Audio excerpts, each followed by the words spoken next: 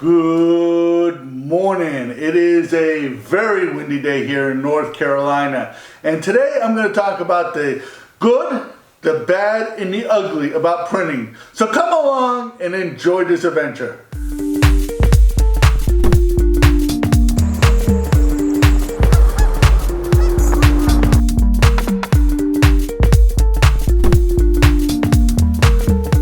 So I want to tell you, if you hear like little noises, like something scurrying around, my wife and myself got a puppy. So as I'm doing this video, I'm keeping an eye on her, making sure that she isn't wet on the floor. So, but her name is Birdie, and we are very, very excited about having her. So printing is an exciting thing to do.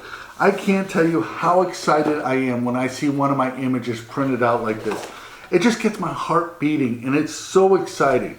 Now, as a photographer, you have basically two options to do. You can have somebody else print your documents, or you can print them yourself. Now, when it comes to having somebody else print your documents, you have several options.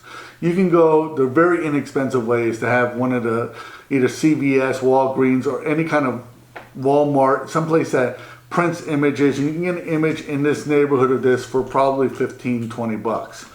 You can also have a more professional level printing, and they will print it on a heavier piece of paper, and that will probably cost you in the $20, $25 range. And if you start experimenting with different kinds of weight of paper or different kinds of grades of paper, that can even get more expensive. But if you're only going to print a few documents a year and you want to experiment, that would be definitely a really good way for you to go. If you want to really step up your printing though, you should buy a large format printer. Now, before you buy a large format printer, you should be aware that you need to print at least once a week. So that means that every year you're going to print 50 documents just to maintain the printer. And if you do that, that's not an issue. But if you don't do that, one of the most expensive things that you will have to do as owning a printer like that is to clean your printer heads. And to do that, you have to use your very expensive ink has to be forced through the printer heads to do that. And they just don't do the one that's clogged, they do them all. So you're spending $150 for a full set of ink and wasting half of it just cleaning the heads. That's why it's important to print every week. But having the flexibility of printing your own documents means that you can have different kinds of paper that will definitely make your printing differently. And I'm going to show you how having different quality papers can make a difference printing documents. Paper is a huge impact on how your print looks after your image is printed. And there are three factors that you need to consider when you're printing your images. One is the coating of the paper. Is it semi-gloss? Is it matte paper? Is it metallic paper? Is it something else that's in there? The second thing that you want to consider is the weight of the paper. How much does the paper physically weigh? Now, the standard system is GSM, and that I'm not going to go into all the technically, but they take a meter of the paper, they weigh it, and that determines the GSM. Different weights of paper absorb ink differently. So between the glossiness or the matte of the image or the metallic of the image and the weight of the paper, you can have different images. So you could have a really heavy matte paper and a really glossy or matte image that's significantly lighter, and you can have an image that's slightly different or completely different than the other images. Another factor that you have to consider is, what is the paper made of? Is it made out of rag? Is it made out of recycled paper? Or like this image, this paper here is made out of bamboo. All of that affects how the image looks after it's printed. So here's an image I printed 3 times. When it came out, normally when I print landscapes, I usually use matte paper. This is a very light paper, 210 GSMs is the weight of this paper here. Normally I print my landscape images on matte or semi-gloss paper.